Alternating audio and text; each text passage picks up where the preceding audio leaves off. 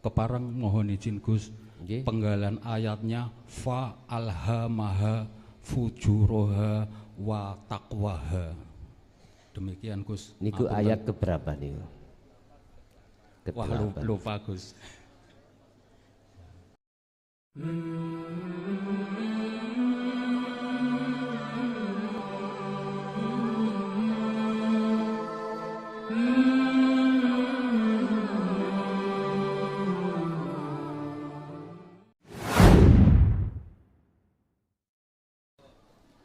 Assalamualaikum warahmatullahi wabarakatuh. Waalaikumsalam warahmatullahi wabarakatuh. Kiranya perlu perjuangan 3 kali untuk berdiri. Nggih, Pak. Nun sewu Gus, mugi jamaah lain yang sudah senior. Perkenalkan, nama saya Ranto dari Trenggalek. Alhamdulillah perlu bersyukur saya pada Ramadan kali ini bisa merapat kepada Gus karena bulan Ramadan tahun lalu berada di tengah hutan di Kalimantan.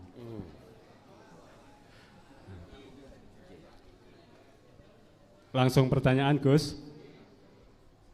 Baru kali ini selama hidup saya dalam melaksanakan sholat sunnah tadi, di rakaat kedua itu setelah Fatihah saya membaca surat Al-Ikhlas, kemudian yang terakhir itu membaca ahad itu terus lama sekali. Terus saya dimasukkan dalam alam yang merah seperti di ufuk barat waktu maghrib. Setelah itu masuk lagi di alam yang kayak mendung putih. Terus yang ketiga dimasukkan dalam alam yang jernih. Karena masih pengalaman pertama Gus, itu semua alam apa? Kemudian saya harus bagaimana agar saya bisa wusul kepada urip Gus. Sekian, terima kasih. Assalamualaikum warahmatullahi wabarakatuh. Waalaikumsalam warahmatullahi wabarakatuh. Ketahuilah Bapak Ibu, ketika saat salib diperjalankan Allah untuk menuju wusul, itu terkadang memang dibukakan tentang masalah alam yang berkenaan dengan mukasafah.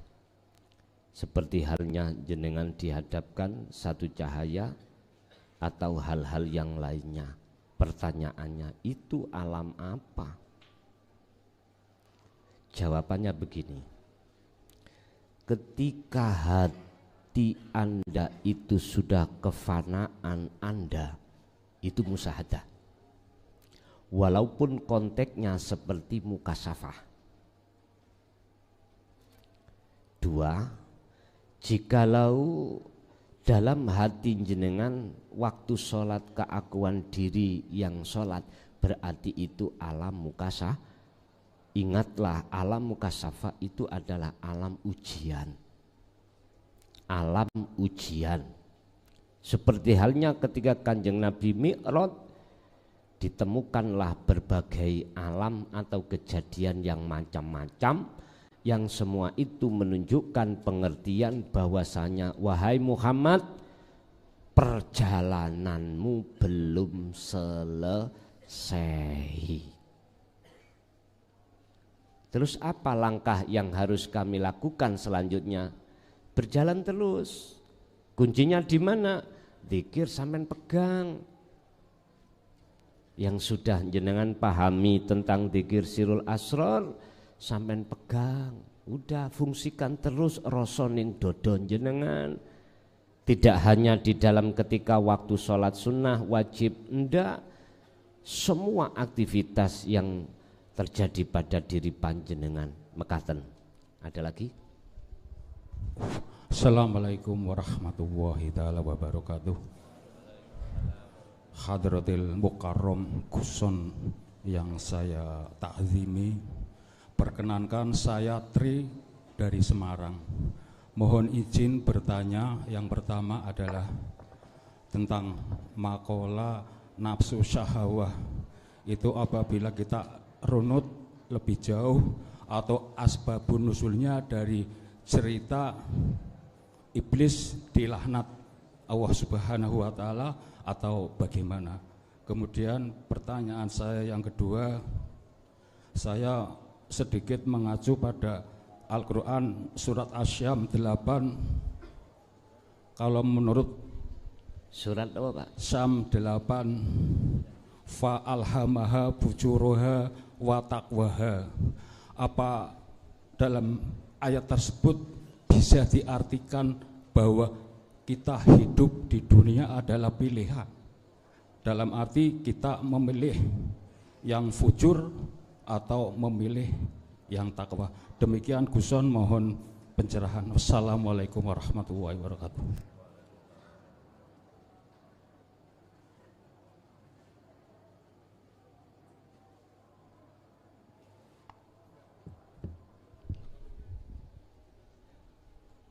Tentang sebab akibat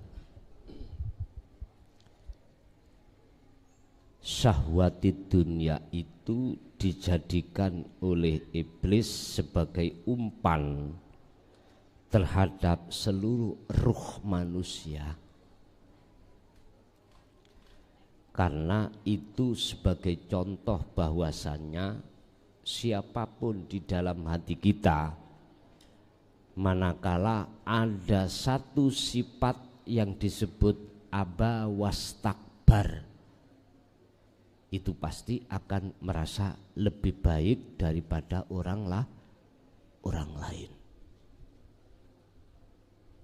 Kalau hati sudah mengatakan lebih baik daripada orang lain, tidak yang baik itu cuman Allah, maka itulah alasan mengapa beliau itu dikeluarkan dari kelompok-kelompok solihin, kelompok-kelompok ahli surga. Tetapi tidak hanya berhenti cukup di situ, beliau itu akan mencari teman, pengikut sebanyak-banyaknya, termasuk diantaranya adalah kita. Jadi pengikuti setan. Bapak Ibu, sesuai dengan satu ayat bahwasanya syahwatud dunia itu dijadikan sebagai umpan, wa zuyyina linnasi hubbus syahawah, karena karakter tabiat kebanyakan hati manusia itu memang condong suka terhadap kesenangan dunia daripada kesenangan bersaksi terhadap akhirat. Di situ, Pak. Memang benar sebagai asbabun nuzul, setan itu menjadikan syahwat kesenangan dunia itu sebagai umpan, karena mereka, setan itu juga ceritanya seperti itu. Kan ayatnya gini, wa idh qala lil malaikatis judu li'a dama fasajadu illa iblis. Jadi ketika saat Allah sudah menjadikan namanya manusia Adam, Allah dawuh berkata kepada para malaikat untuk bersujud. Apakah sujud patuh seperti sujud? Boten. Maksudnya adalah setuju, seia hatinya atas apa yang Allah tetapkan.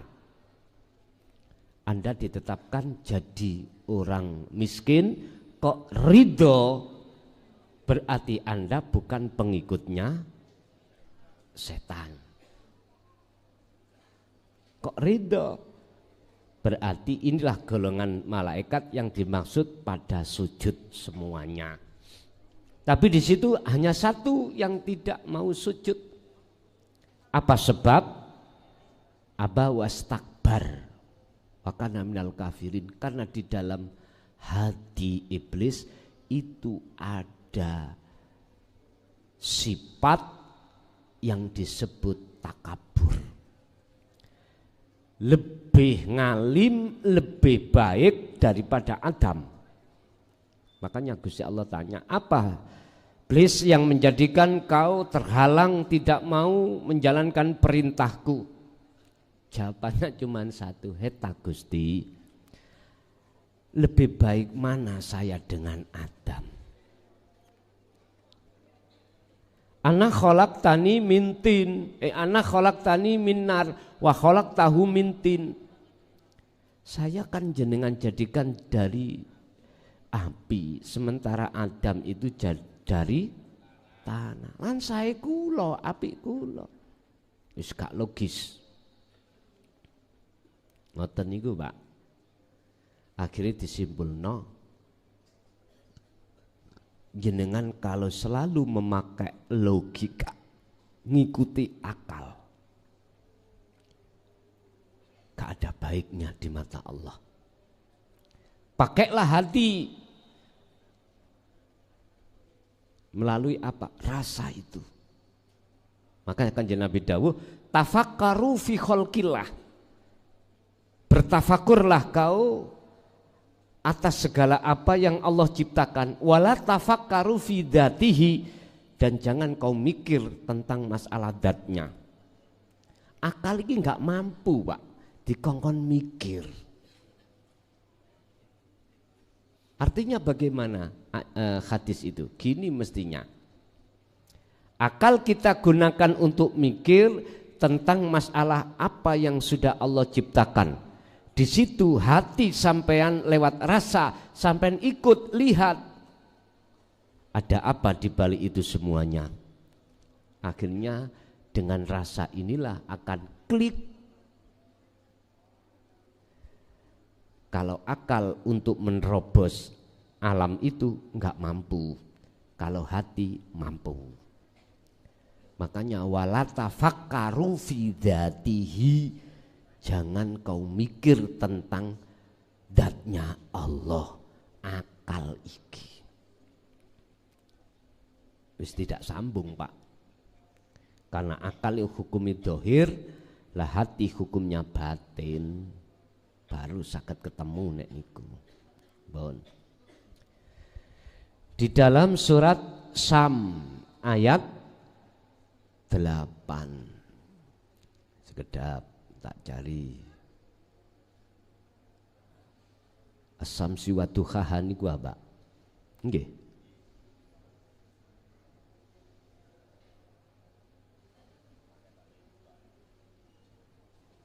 Entek ya wis gak iso buka ngoten Pak. Lho kok ketemune asof to. Asamsi lah ngoten nah. Sekedap.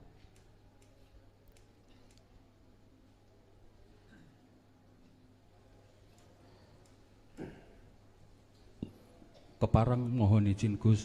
Nggih. Penggalan ayatnya fa alhamaha fujuroha wa taqwaha. Demikian Gus. Niku ayat keberapa niku? Wah lupa Gus.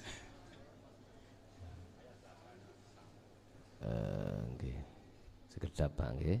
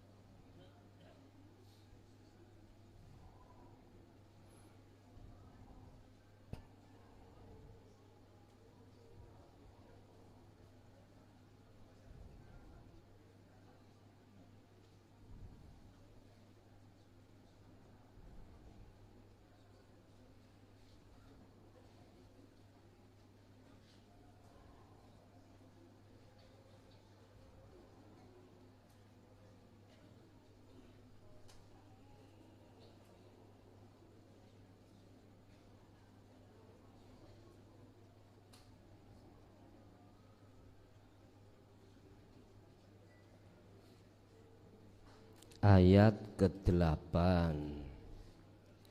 Fa'alhamaha fujuraha wa taqwaha qad aflaha man zakkaha. Nggih, surat As-Samsi. Ngoten nggih. Fa'alhamaha fujuraha wa taqwaha. Lalu dia mengilhamkan kepadanya sebuah jalan, yang jalan ini menuju kejahatan dan ketakwaan. Pun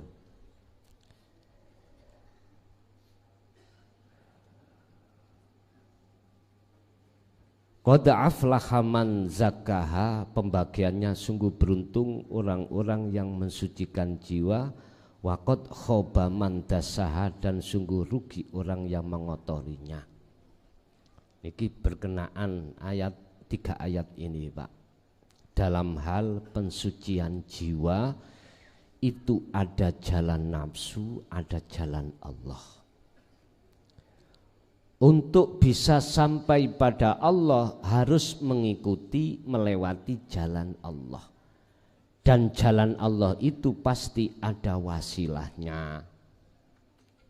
Wabtahu ilaihi wasilata, ilaihil wasilata wajahidu fi sabilihi. Untuk bisa sampai pada Allah ada wasilah. Ketika jenengan menjalankan wasilah, inilah yang disebut tazkiyatan nafsi, bebersih jiwa. Berbentuk apa? Yakfur, meninggalkan, bitauhud, perkara selain Allah, wa yu'min, lan bertemu billahi, terhadap Allah. Ayat ini memang menjelaskan tentang masalah pensucian jiwa, Bapak Ibu. Berarti apa? Kita wajib untuk berjalan di atas jalan Allah jikalau memang kepingin jiwa itu disucikan oleh Allah pun dijalani. Mana jalan yang disebut qad aflaha man zakkaha, sungguh tenan, bejo tenan bagi wong zakkaha kang mensucikan jiwa. Itulah orang yang khalwat, Pak. Ilmu, tauhidnya, amal, istiqomah. Dikatakan jalan Allah, ketika Anda melakukan ibadah apapun, hati sampean itu hanya mentauhidkan Allah. Inilah yang disebut jalan Allah. Wasilahnya, talinya mana? Ya dzikir itu. Bentuk kita praktekkan, berarti itu bentuknya kita merasakan, mengimankan hanya satu-satunya Allah lah yang berperan atas ibadah yang terjadi pada diri Anda. Itulah jalannya Allah.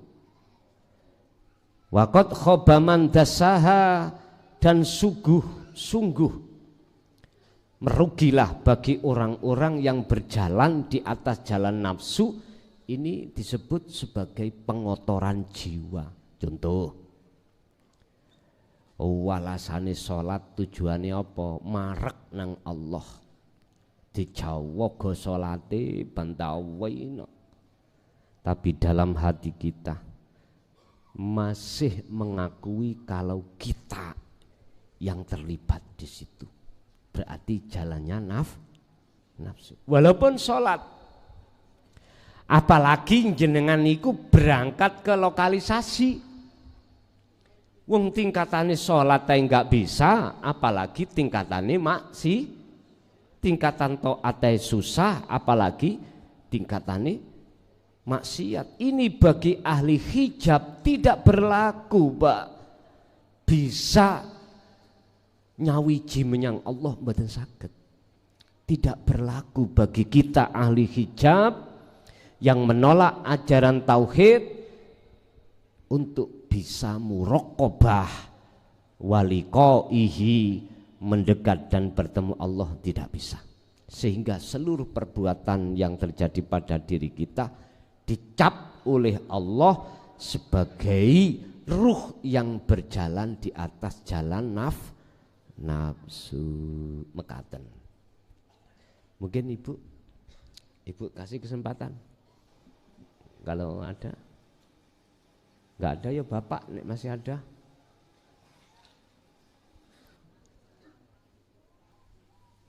Akhirul kalam, assalamualaikum warahmatullahi wabarakatuh.